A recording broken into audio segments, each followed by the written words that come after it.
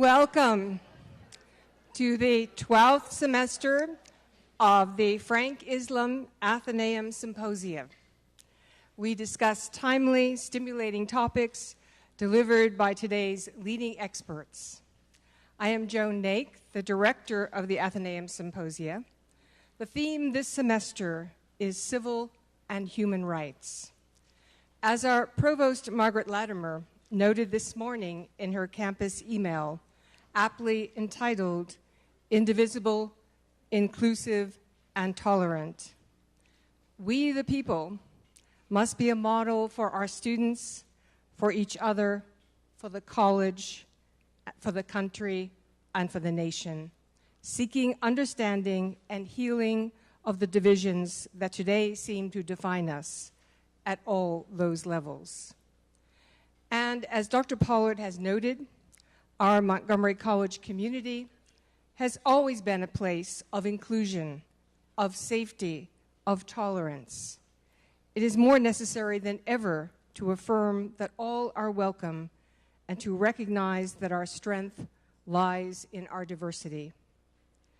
This diversity includes transgender individuals, which is the topic of today's Athenaeum lecture delivered by author Amy Nutt.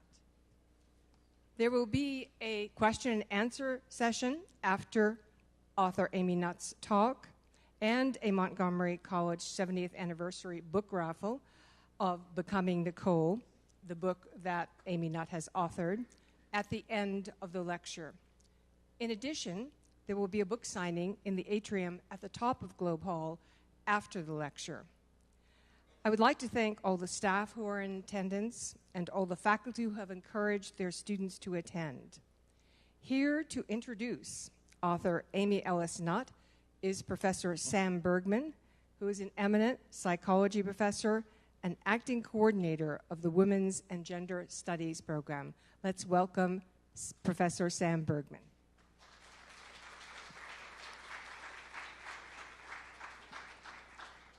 Thank you.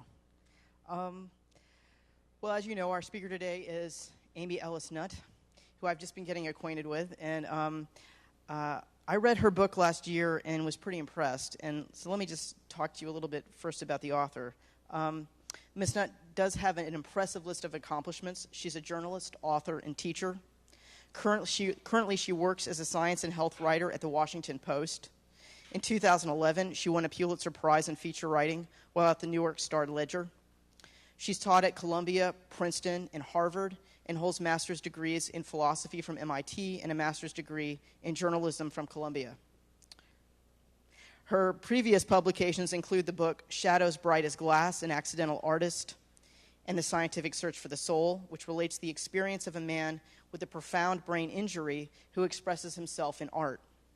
In the book, she examines the neurological roots of creativity, which as a psychologist warms my soul, I must say.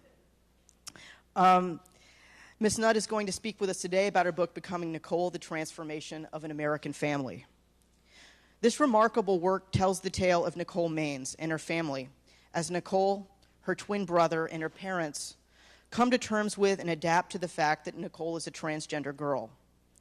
Nicole was born in a body the world labeled male, but from a very early age, she proclaimed that she was a girl.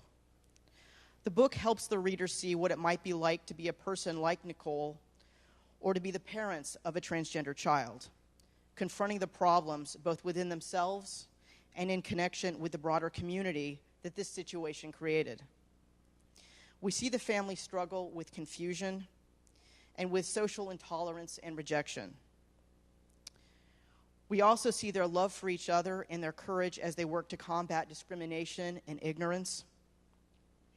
As we move through the tale of this family, we also learn about some of the emerging, but in my view all too limited, science on the development and potential medical treatments of people for whom gender identity and physical sex are at odds. A real strength of the story, as told by Ms. Nutt, is that she makes the experience of being a transgender person, an experience which seems strange and incomprehensible to so many, understandable. I dare you to read Becoming Nicole and not feel empathy for Nicole and her family, or to not walk away with more acceptance for the diversity of gender or more of an appreciation for the complexity and persistence with which gender is expressed and experienced. I want to thank Ms. Nutt for turning her considerable talents to this topic and adding her voice and the voices of the Maines family to the dialogue about transgender people that has finally captured the public's attention in the last few years. Finally, we're beginning to see attitudes, laws, and governmental, educational, and medical policies change to be more supportive of transgender Americans such as myself. Allies of the community and educators such as Ms. Nutt have helped to make these changes possible, and so I want to thank her. So here she comes.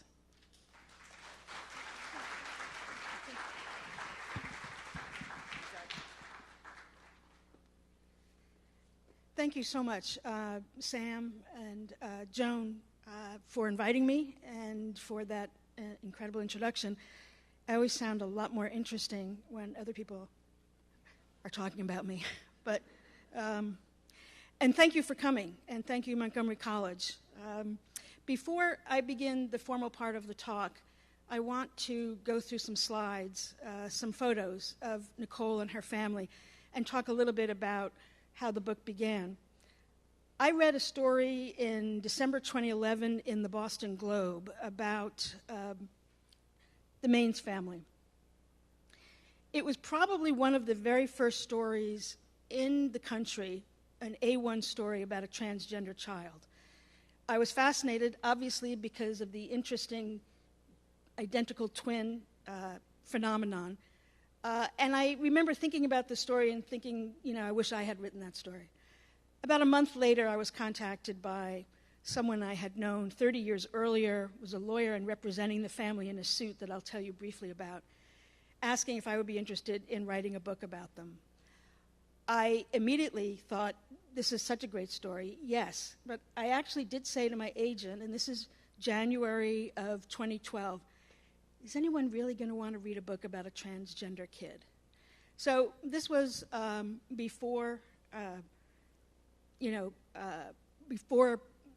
the transgender shows, before the movies, before the documentary, before Caitlyn Jenner, before ESPN Awards and all of that. So in the matter of 5 years, I got a chance to educate myself in the writing of this book. Meeting the family, I knew right away this was a story I needed to tell. Why? Because this was a really ordinary family. This was a really ordinary family with an extraordinary story to tell, but everything about them told me people need to know this family. So Nicole, parents, they were adopted at birth. Their parents, Kelly and Wayne, very traditional, middle class. Wayne, a hunter, Republican, Air Force veteran. Nicole grew up in the Midwest. But, there's the moose. If you go to their house, they really do have these things hanging on the walls. That was new. They live in Maine. Wayne came from a small family in a small town in upstate New York. And they couldn't have biological children of their own, and they received this wonderful gift of these identical twins. And here they both are. On the left, actually, is Nicole. She was born and given the name Wyatt. I do, in the book, use the name Wyatt for the first half until she legally changes her name. I do that for a reason, and I did that with permission of Nicole so that readers could understand what the transition really was all about.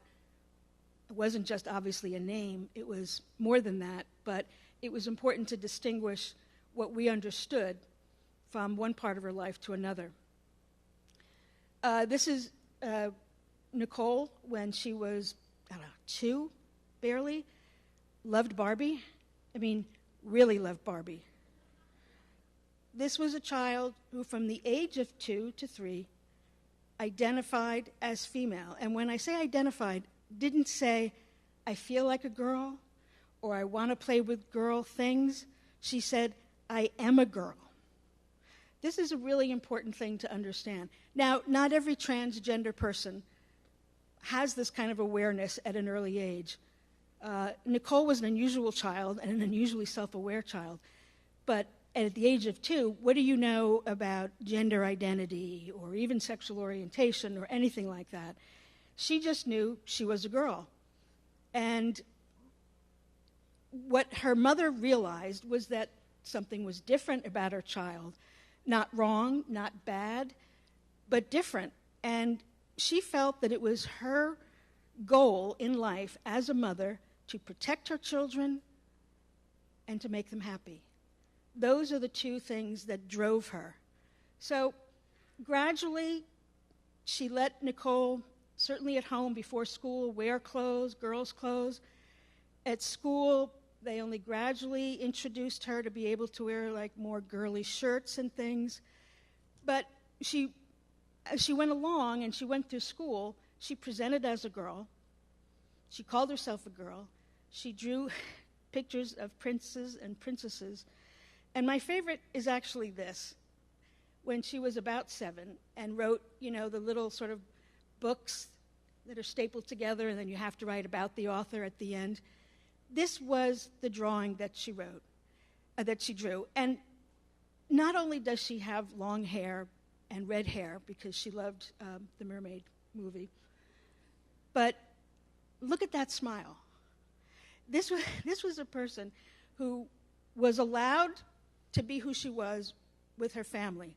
The father couldn't quite handle it, loved his twins, but basically absented himself and did everything he could away from home and worked late. He just couldn't handle it. So essentially it was Kelly raising this child.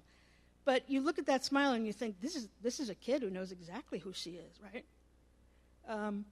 This is a photograph that was included in a court case. So when she entered the 5th grade, she legally changed her name the summer before. And when it was announced at the school in front of her class that Wyatt will now be called Nicole, all of her friends were like, well, finally, yeah, we know that. But there was one young man who really, at the instigation of his grandfather, who was his guardian, started to bully Nicole. And part of the bullying was following her into the girls' room. Now, here she is as a girl, presenting as a girl, is called Nicole, has long hair. But this boy would follow her in and say, look, if you're really a boy, if you get to use the girls' room, then I can use it too. Unfortunately, as the story played out, the school did the wrong thing. They basically said, Nicole, we want you to use the staff bathroom because that's safer. But it segregated her, right? Separate but unequal. And as much as the family tried to convince the administration, they didn't get it. The counselors, the teachers, they did. So eventually they had to bring a lawsuit. It did not go to the Supreme Court, even though they're standing in front of the Supreme Court.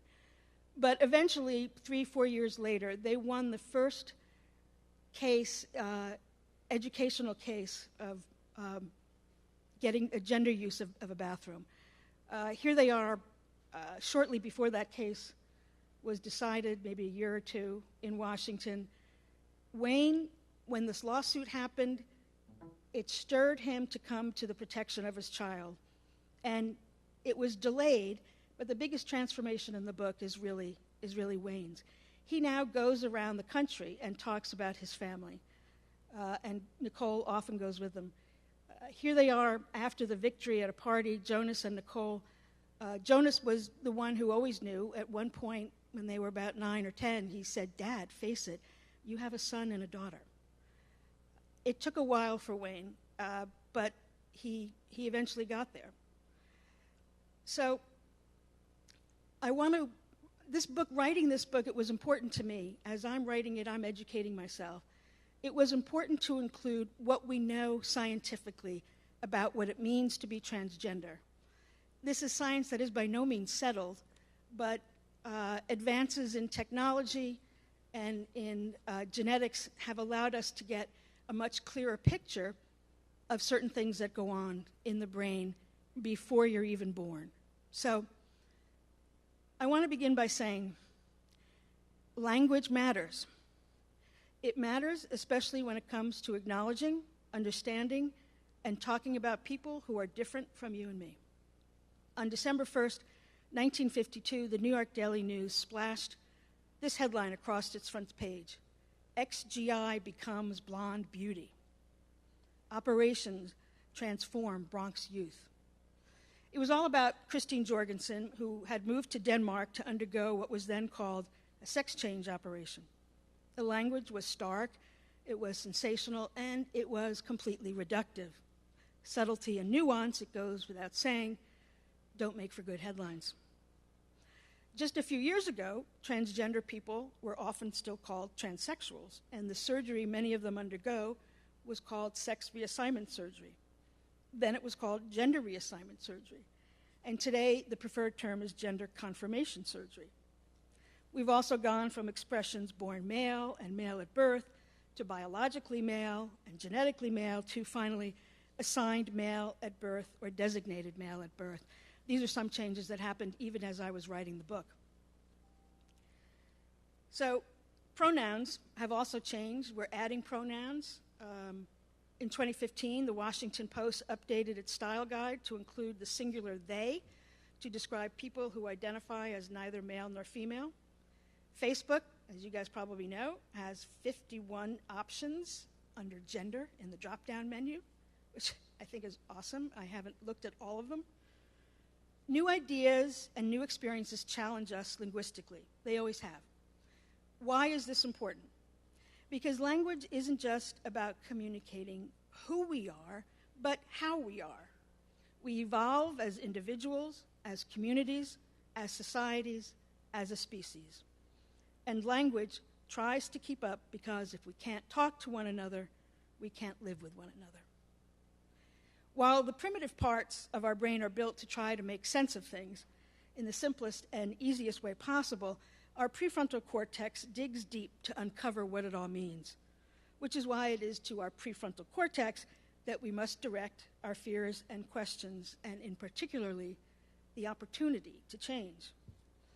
In a nonfiction book published in 1983, the author wrote, quote, "Transsexuals are paying an extreme tribute to the power of sex roles. In order to set their real human personalities free, they surgically mutilate their own bodies." The author was none other than Gloria Steinem. 6 years earlier, she had more succinctly asked, if the shoe doesn't fit, must we change the foot? To her great good credit, Steinem apologized for those beliefs and writings 30 years later. In the October 2013 issue of The Advocate, she wrote, "So now I want to be unequivocal in my words. I believe that transgender people, including those who have transitioned, are living out real, authentic lives. Those lives should be celebrated, not questioned. Their healthcare decisions should be theirs and theirs alone to make. And what I wrote decades ago does not reflect what we know today as we move away from the only binary boxes of masculine or feminine and begin to live along the full human continuum of identity expression." I learned what living along that full human continuum really meant when I met the Maines family. Nicole and her brother Jonas and their parents, Kelly and Wayne, again, were a typical middle-class family. They look like you and me. They look like your brothers, your sisters, your parents, your children. And yet, they had this extraordinary situation. Nicole, as a child, was typical in that she was self-aware, open, honest. Jonas, sensitive, supportive. Kelly, determined to see her kids happy and healthy and safe. And Wayne, not sure how to embrace his child, not sure how to understand her. I also learned a tremendous amount from simply reporting and writing the book. I'd met transgender people, but I knew little about the science, the history, the culture. In fact, when I read for the first time the words gender spectrum, I thought naively, well, that's a lovely, politically correct expression. It didn't take me long to realize that it was not a metaphor. It was a medical and scientific reality. So if how we talk about what it means to be transgender is important, so obviously is the science. And this is a crucial tool, I believe, to helping others less familiar with the subject. So the new insights about the biological underpinnings have taught us a number of things. One of the most basic revelations, first of all, is how varied our sex chromosomes can be. We've long known that XX and XY are not the only sex chromosome arrangements. But we're realizing that these variations are much more common than we'd ever thought. Some males are born with one or more extra female chromosome. Some are born with half male chromosomes and half a mixture of male and female chromosomes. Some males are born insensitive to androgen. Some anatomically correct boys are also born with a uterus. Some girls with a uterus and ovaries also have a micropenis. All of these chromosomal differences between the genders naturally give rise to the question of gender identity. Scientists now believe that gender identity, like sexual anatomy and sexual orientation, is a function of the brain and the result of a brain process that takes place before a baby is even born. And because these processes occur at different times in utero, that's establishment of the anatomy, gender identity, and sexual orientation, they can be affected by myriad circumstances, including everything from what a mother feels and experiences to what she eats, drinks, and breathes. When you consider the number of possible permutations to the makeup of a typical male and a typical female, I suggest it approaches infinity. Think of it this way. There are approximately 10 trillion cells in the human body. Each cell contains 3 billion base pairs of DNA and 20,000 to 25,000 distinct protein-coding genes. Then there are millions of proteins that attach themselves to those genes, that's good, that either turn them on or off. That on-off pattern helps determine everything from our propensity to anger, to our vulnerability to cancer, to what sex we identify with and what sex we are attracted to. In other words, no one thing determines sex or gender. 1 in 100 babies is born with some difference in their genitalia from the average. 1 in 200 is born with atypical genitalia. Gender is not a fixed target, and it certainly isn't in nature. Moray eels and gobies change sex. When the top female clownfish dies, the dominant male switches sex. When the sole male in a school of reef fish dies, the largest female gets aggressive and begins to produce sperm. In humans, scientists have identified just a few structural differences on average between male and female brains, though there is absolutely no consensus as to how these slight structural differences affect brain function or cognitive function. The central region of the bed nucleus of the stria terminalis, it's a mouthful, the BNST, which is where the amygdala, the brain's emotional center, sends projections into the hypothalamus, the source of many essential hormones, is 2 times larger in men than women. The straight gyrus, responsible for social cognition, is about 10% larger on average in women. A very recent study, though, comparing brain anatomy of males and females found that the majority of brains researchers looked at were a mosaic of these typically male and female structures. Between 1/4 to 1/2 of all the brains contained a mix of regions that fell either on the male end or the female end, but not solely on each. Very, very few, between 0 and 8% of the brains they looked at contained all male or all female structures. Interestingly, they've also discovered that the receptor gene for the male sex hormone testosterone is often less efficient in transgender women than in gender-conforming males. And in pre-surgical transgender men, that is, trans men born with a biologically female body, the part of the brain called the supramarginal gyrus, which is the source of that sense that, yes, this is my arm, or yes, this is my leg, and they belong to me, is virtually inactive when their breasts are touched. So when we talk about transgender people feeling foreign in their own bodies, there's a scientific reason why.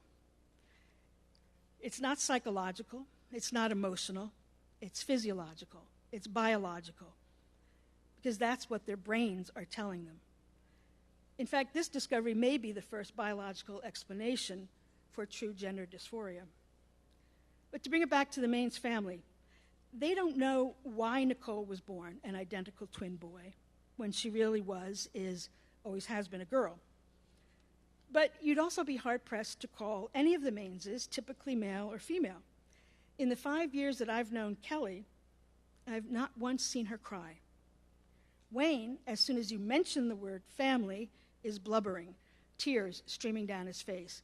And if you go online, you can hear him crying.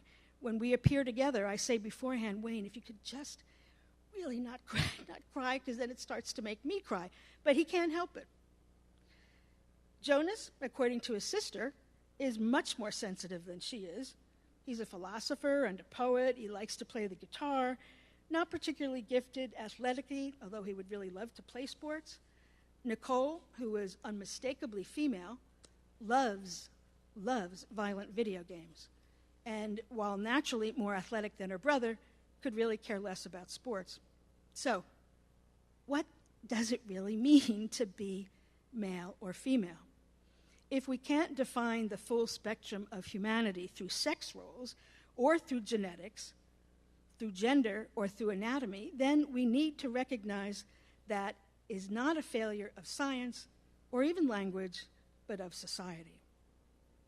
If the essential conflict in life is the individual's search to know the self, the fierceness of that search is matched by society's need to categorize, describe, classify, and arrange. Transgender isn't an aberration, it's a variation. Nature favors diversity. It's society that favors conformity. In 2015 and 2016, more than 100 so-called bathroom bills restricting access to restrooms for transgender people were introduced on the state and local level.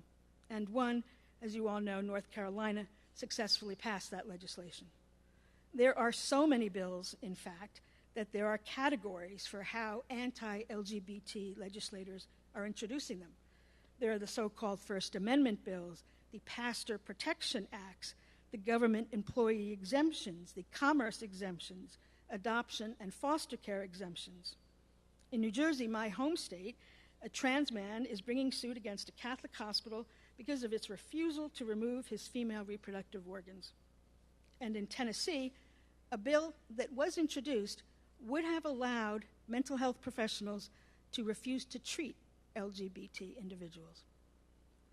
At the same time, 72% of Americans favor laws barring discrimination against LGBT people. 19 states and DC, along with more than 200 municipalities across the country, have adopted laws prohibiting discrimination against transgender individuals. And in the span of just 1 year, from 2015 to 2016, we went as a country from 17% of Americans saying they knew a transgender person to 35%. I believe it is you, I believe it is young people who actually made marriage equality the law of the land.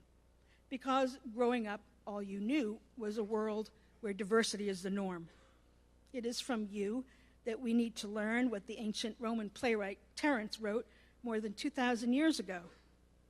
I am human, and nothing of that which is human is alien to me. So, yes, language matters. We are, all of us, more than the names or labels we give ourselves or the categories society or institutions assign us. And sometimes it just takes stories like Nicole's to shine a light on the most obvious of truths, that neither sex nor gender is the whole story.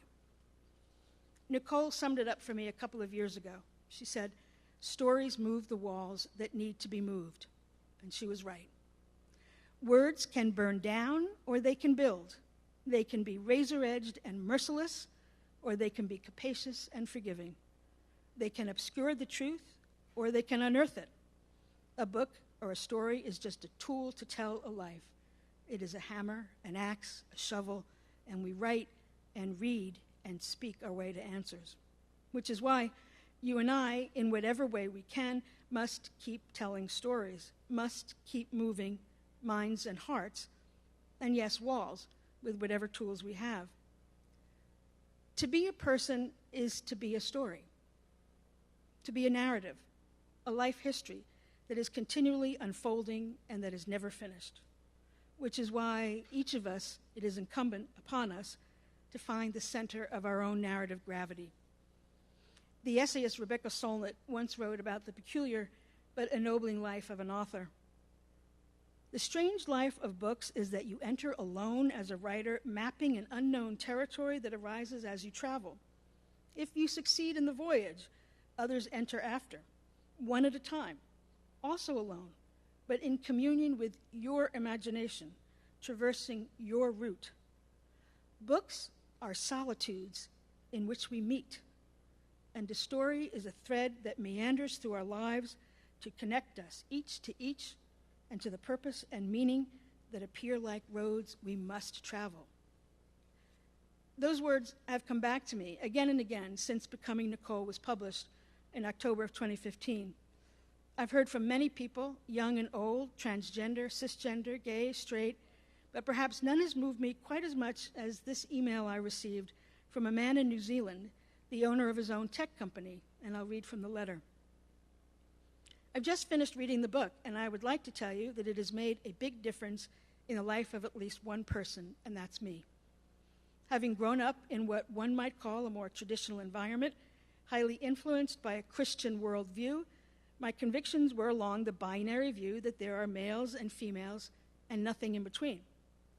Your book has tremendously helped me by challenging my opinions, or let me call them stereotypes, or even prejudice. I can say that after reading your book, I have adopted a very different perspective on this topic. And I'm glad you did challenge me through your book. The thought process it triggered came at the right time. Yesterday, I interviewed a candidate for an opening in my company. He mentioned in his CV that he is an active member of the LGBT community. In the past, I would have stumbled over that. Not anymore. I hired him purely for who he is as a human being and for the talents that I'm convinced he will bring to the team. This also shows the ripple effect that your book has, even beyond your home country. Thank you so much for writing up the story of the Maines family. Should they or one of them ever be in this part of the world, they are welcome to contact me. My family and I would be honored to have them as guests in our home. So this is the challenge I leave you with. Name your prejudices. Admit what you do not know, and then master those mysteries. Challenge yourself to not accept the easy answers, but to search for what is most common in all of us, and then to tell that story. Calvin Hurton, the late poet, essayist, and professor of African American Studies, said it this way in his poem, The Distant Drum. Uh-oh. We didn't want that up there.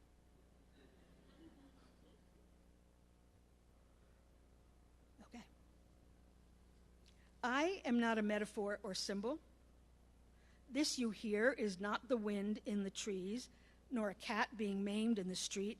I am being maimed in the street. It is I who weep, laugh, feel pain or joy. Speak this because I exist. This is my voice. These words are my words. My mouth speaks them. My hand writes. I am a poet. It is my fist you hear banging against your ear. Nicole Maines and her family had an important story to tell.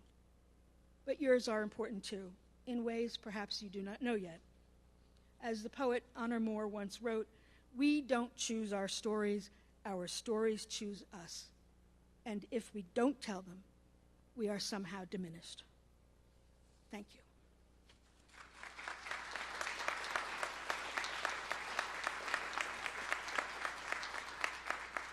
So we have about 20 minutes for questions. I ask you to please come up to one of the microphones. And if you don't ask questions, I will call on you. I'm an old teacher. So Who shall begin? Yes, we have a winner. Hi, thank you very much for your talk. I'm interested in the letter writer from New Zealand. That type of individual I wouldn't think would read your book, but that's the type of individual that needs to read your book. So I'm just curious as to your thoughts as to why he would read your book. You know, you nailed me, because that was a question that occurred to me, and I never asked it. I wrote back to him because I was so moved at first by the letter, and I thanked him. But I realized later, why did he pick up that book in the first place? And I can only tell you that I don't know. But now that you've mentioned it, I will try and go back and find out. Not that that's going to do you any good, but I'll send word. Yeah, I'm just wondering if you have any ideas for how to get a larger audience to read books like that. You know, it's a. If I can say this about my own book, it's a good story. And it's a story. It's a narrative. It's about a family. And I think maybe that is how you open a discussion of this. It's not about just Nicole. It's not just about her journey. It's about what a family does, how they come together, how they're torn apart, how they, manage to get around obstacles, and how it's a child that leads them. And this was an extraordinary child who was assertive and self-aware in her own right, and who never flinched in her belief that she is female. And an extraordinary mother who really is the hero of this story, because she knew that she had to figure out what was different about her child and how she could facilitate this child to be happy. So she began where so many of us begin, by Googling boys who like girls' toys. She had never heard the word transgender before. So she self-educated herself, and then she educated the people around her, the people at school, the counselors at school. And God bless the counselor at school who really aided the family throughout their journey, knew nothing about transgender as well, but she said, it's my job to find out so I can help you. So I think that's the way to do it. It's a story about a family. You ought to be more than one question. Thank you. That was a wonderful talk. I'm a psychologist. Some of my best friends study the brain. I love the brain. But I do have a question about whether we sometimes reify the brain too much. Like, it's only real if I can show it in this part of your brain. If there were no part of the brain that differed at all between people gay or straight, transgender, or traditional gender, I hope we can agree it would still be equally important. So that's one question. I'm sorry I have two. The other one that's harder, how do I convince? So I'm a very liberal person. You can't go to grad school in social psych and not be. It's hard not to be. Mm-hmm. But I have many people in my family who are very gender traditional. Where I grew up, they think that Rush Limbaugh is liberal, right? So I have many people in my family who struggle with this with their religious beliefs, for example. So the broad question there is, how do you reach a very diverse population of people, some of whom think it's a sin, some of whom have core religious beliefs, as you apparently have done really well? What's your secret to really opening up the dialogue without being blaming, without being critical, to get the diverse world that we live in to think in a more diverse way about gender? These are both really good questions. The first one, I absolutely agree with. We don't want to reify the brain. We don't want to say it's all about the brain. But I think it is one of the important tools, first of all, to understanding, the biology of this. But it's also a way to bring in a rational discussion to people who find it so foreign and who believe. I mean, Kelly still had people coming up to her when she was raising her children saying, maybe you gave her too many dolls. Did you see the number of Barbies that she has? Kelly spent her life, the beginning years of Nicole's life, trying to mix toys and not just give in to this. And then she finally realized, my child is unhappy. So why should I, deny her that? But so I think the science is sometimes a way of getting into the discussion, saying, gender is really in the brain. It's not in the body. A lot of people confuse, as I did before I started the book, gender identity with sexual orientation. But when you understand that those apparently are 3 different brain processes that happen in utero and at different times, from 6 weeks to 6 months, there's a lot that can change. So I think it's a way, it's important, and it's a way into discussion sometimes, and that was why it was important to include in this book. With regard to your second question, photos help. And meeting Nicole and meeting other transgender people, either in person or online or on audio tape. Nicole has a wonderful TEDx talk. You can look up the interviews with her parents on Terry Gross, Fresh Air. And Wayne talks about, that's why Wayne is such a good medium for the message, because he is this just really ordinary dad who loves his family and who's horrified that, you know, he spent the first half of Nicole's life not understanding and really not accepting.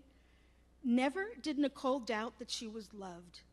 This is very, very important. As difficult as this was for Wayne, they didn't argue in front of their kids. They didn't raise their voices. They didn't bring this subject up in front of the kids. It was behind closed doors. Nicole and Jonas grew up knowing that their parents loved them. Yeah, Dad was away a lot. You know, we didn't see him as much. But they never doubted that they were loved. And I think this is critical. So Nicole didn't grow up, as so many transgender people do, having a dark night of the soul. What was difficult for her was the possibility of the advent of puberty and the horror of that.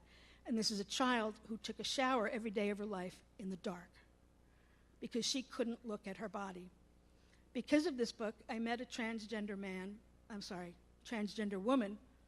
His email was still Bill, so it was very confusing to me, who transitioned at the age of 70. It was before he contacted me when he was 69, and I was able to go out there and interview him and go through this transition with him.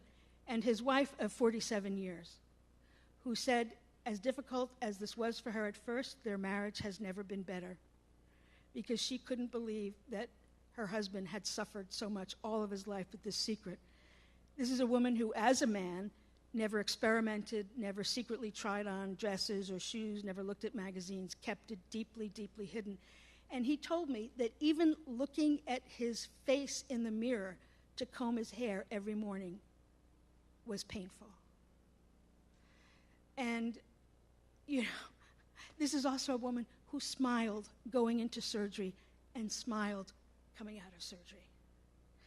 When you meet these people, in whatever way you can, you realize the power of their story, and that this is not whimsical, this is not social, this is not cultural.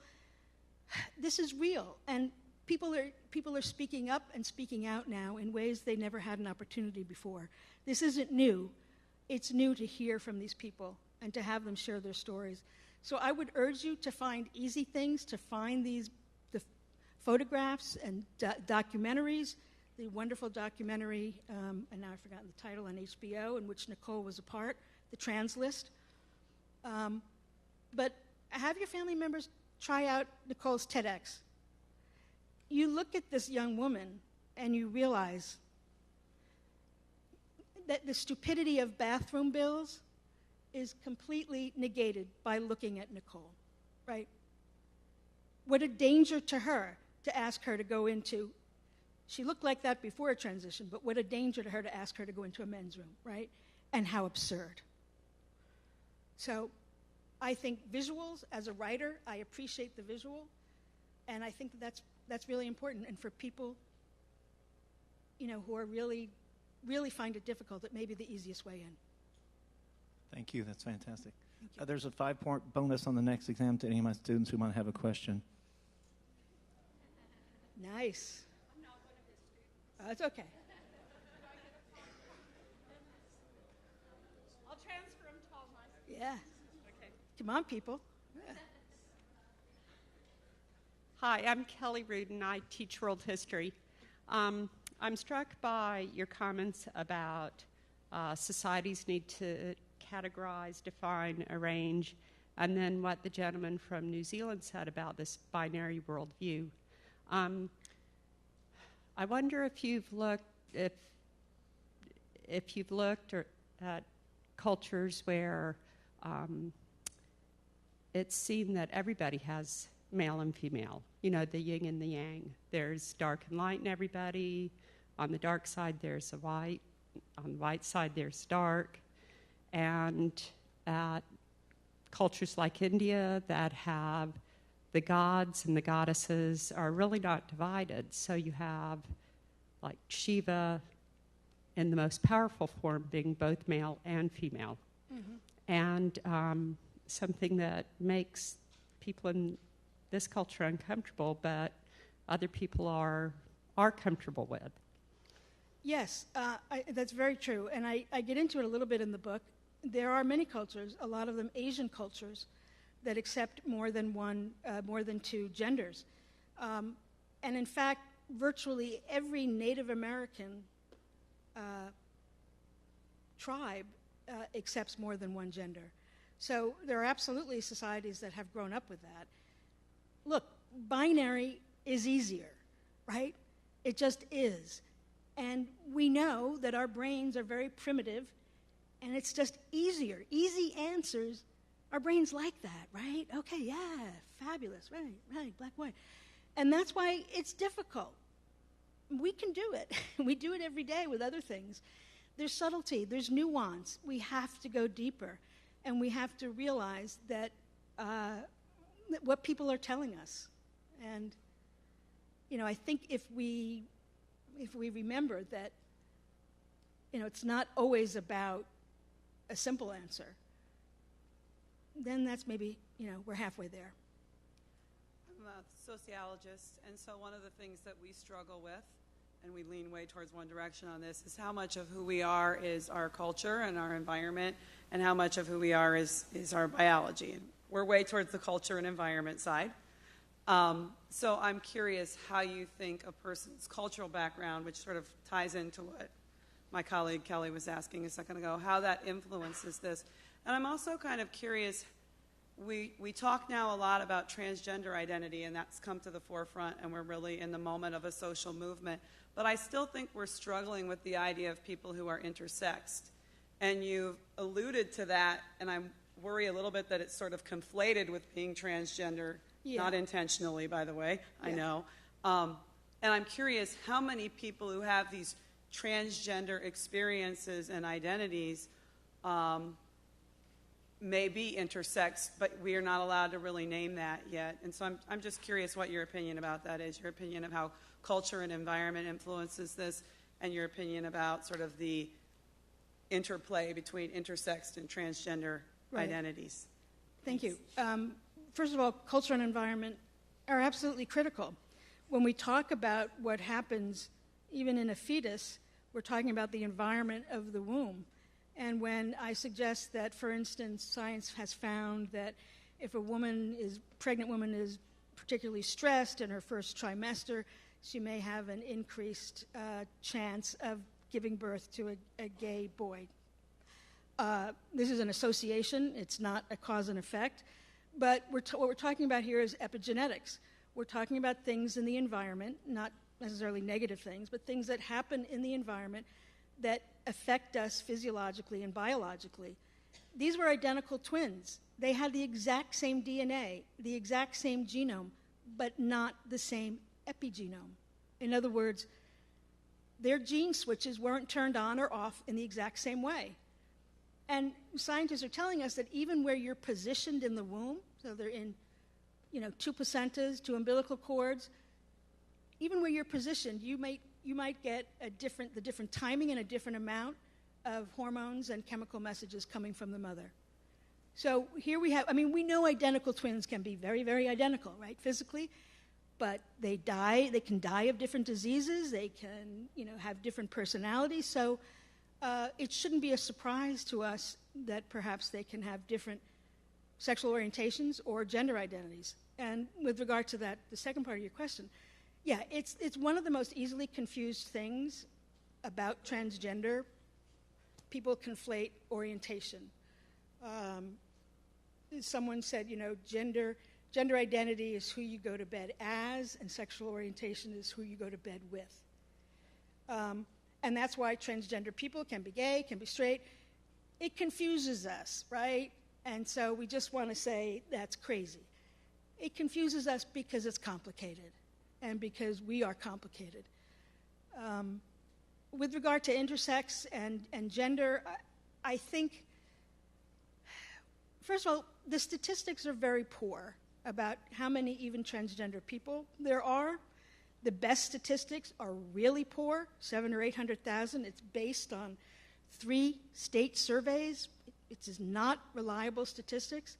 Even the statistic about how many children who experiment, when they're young with different clothes and things, some scientists say maybe a quarter of them will actually be transgender. We don't know. But we're learning more and more, and we need that information, and we need scientists to help us out with that. Now, we still have time for a couple more questions. Oh, yes.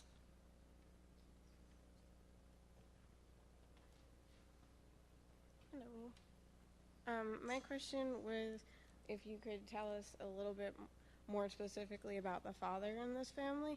He seems to be one that's having more difficulty with it due to, I guess, conservative norms. Yeah. And I was just curious, maybe you could tell us like the specific point where it broke from I'm just really confused on this to it doesn't matter anymore. I'm just going to love this person and accept them for who they are, because that's just a point that I don't understand how you get there. Yeah. Now, that's a really good question. So Wayne knew what he wanted as a family because he grew up in a good family. He grew up in a tight family. And he grew up in a small town. So he had the idea of what a family looked like. And so when he found out he was having twin boys, he dreamed of taking them hunting and playing baseball with them. So it was very, very difficult for him.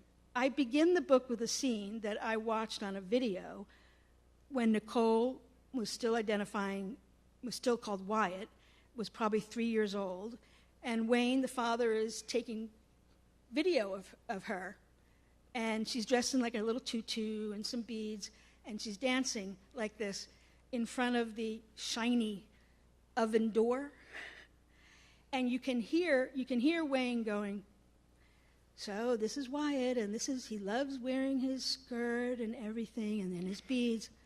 Wyatt, show me your muscles.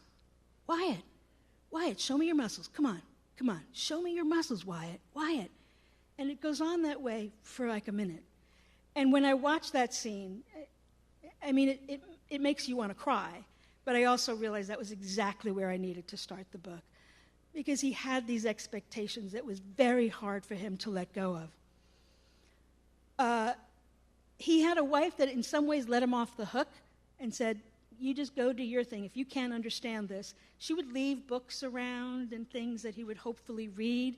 She finally left something, believe it or not, in the bathroom, and he did eventually read that. I don't understand that, but he did that. That started to help. He realized this wasn't going away. That was really important to him. He realized it wasn't a phase and it wasn't going to go away, and he loved his family, and he couldn't imagine leaving his family.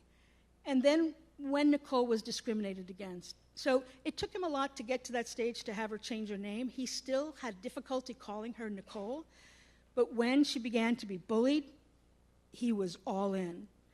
And, later he realizes, once he talks about getting out of the car and having to cross a busy street with his 2 kids, preteens, to go shopping, and instinctively he reaches out his hand to Jonas, and Jonas is like, no. And he reaches out his hand to Nicole, and she grabs it. And they go skipping across the street. And he realized, aha, I can hold on to this one a little bit longer. So it took him a while, and there were things that needed to happen. And Kelly, whether it was patience or impatience, let him discover it on his own. But it was important because they were a family, and they wanted to stay a family. Thank you very much. Thank you. Yes. Hi, my name is Joy.